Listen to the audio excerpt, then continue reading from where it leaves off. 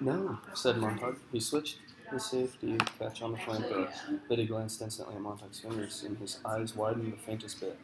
Montauk saw the surprise there and himself glanced to see his hands, to see what new thing they had done. Thinking back later, he could never decide whether the hands or Betty's reaction to the hands gave him the final push toward murder. The last rolling thunder of the avalanche stoned down about his ears, not touching him. Betty grinned his most charming grin. Well, that's one way to get an audience. Hold a gun on a man and force him to listen to your speech. Speech away. What'll it be this time? Why don't you belch Shakespeare at me, you fumbling snob? There is no terror, Cassius, in your threats, for I am armed so strong in honesty that they pass me as an idle wind, which I respect not as that.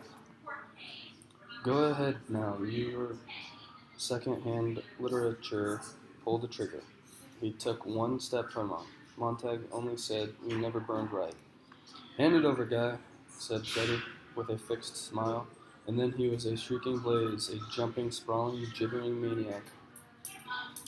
No longer human or known, all writhing in flame on the lawn as Montauk shot one continuous pulse of liquid fire on him.